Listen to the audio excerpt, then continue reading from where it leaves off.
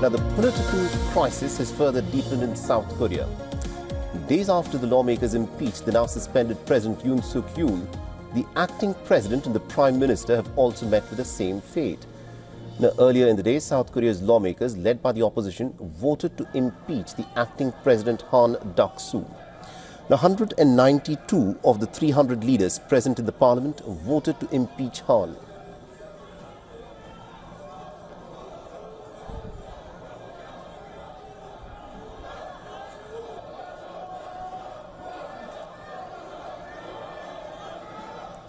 The ruling party, in fact, boycotted the vote, chanting that it was completely invalid. Now, the opposition has filed the no-confidence motion after the acting president failed to appoint 3 judges to fill the vacancies in the Constitutional Court. Now, the opposition has also accused Han Duck-Soo of having a role in the alleged insurrection, referring to the short-lived martial law that Yoon had imposed on the 3rd of December. Now, according to protocol, the finance minister Choi Song-mok has now been appointed as the country's acting president. At the same time, South Korea's Constitutional Court began hearing the impeachment case against Yoon Suk-Yeol. The Constitutional Court has said that it will prioritize Yoon's trial, which will determine whether or not his impeachment stands valid. Meanwhile, the suspended president's lawyer has said that Yoon will in fact make an appearance in court for his impeachment trial. He also mentioned that Yoon's legal team is being decided at the moment.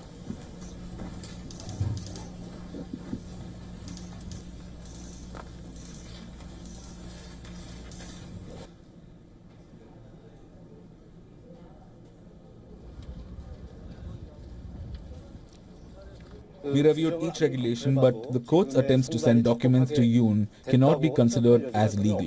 More people are joining Yoon's legal team, and many people are applying, so the team will be finalized soon. Now, outside Constitutional Court, pro and anti-Yoon groups gathered as the suspended president's trial began, and if the court upholds Yoon's impeachment, then South Korea will have to conduct fresh elections within a period of 60 days.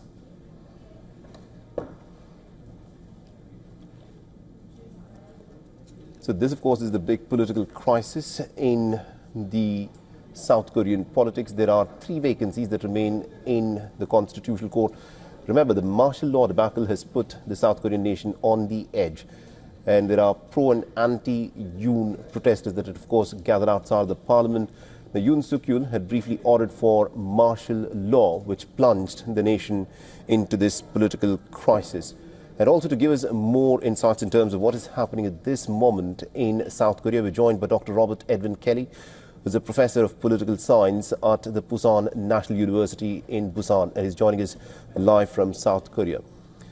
Now, Dr. Kelly, thank you very much indeed, sir, for taking time out and speaking to us here on WION. And let me, in fact, start off by asking you this. You know, the kind of political crisis that we are witnessing at this moment in Seoul just keeps on getting worse.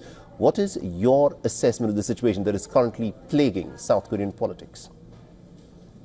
Yeah, I think crisis might be a bit too strong a word, because so far everything has taken place according to the constitutional rules, which is to say that Yoon acted out inappropriately in office. I think that's pretty well understood now. President Yoon did, right? But once that was established, right, once his impeachment vote was passed, once the National Assembly rejected the martial law effort, everything has more or less proceeded the way that the Constitution requires. There hasn't been any street violence or anything like that. Nobody's been killed. There was a brief show of force by the military at the parliament that only lasted about an hour, right? So I think what you're seeing is sort of like the larger polarization of South Korean politics taking place. I'm not really sure if I would call it a crisis in the sense that South Korean democracy is going to break down.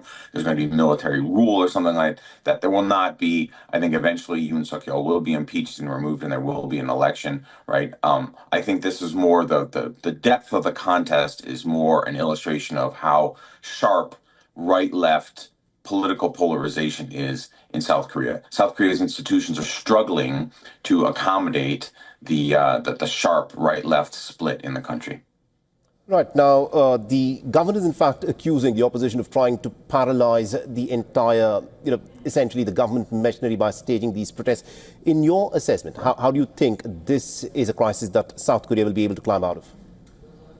I do. This is, for your viewers, this is something that's actually happened to South Korea before. In 2016, 2017, there was a South Korean president who was at the top of a massive influence peddling scandal. She was quite corrupt.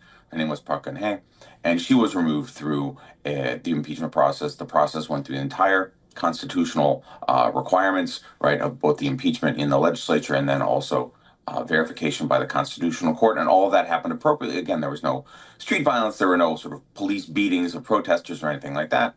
And eventually she was removed and replaced. And I would anticipate that this will follow the same pattern. In a weird kind of way, it's I guess it's good for South Korea in that they have a template already for actually going through a full impeachment process. It's quite rare in democracies to go through the entire impeachment cycle from start to finish.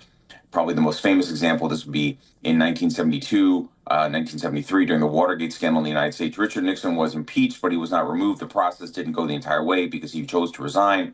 In South Korea, the last president who was impeached, she went through the entire cycle. So the Koreans actually have some experience, if you will, doing this. So again, I would be surprised if this were to fly off the rails. I mean, I understand the concerns, but I would be genuinely surprised if this were to sort of explode in some way, to really damage South Korean democracy permanently. All right, we'll have to leave it there. Thank you very much indeed, Dr. Kelly, for joining us and getting us that perspective there. Thank you for having me. For all the latest news, download the WION app and subscribe to our YouTube channel.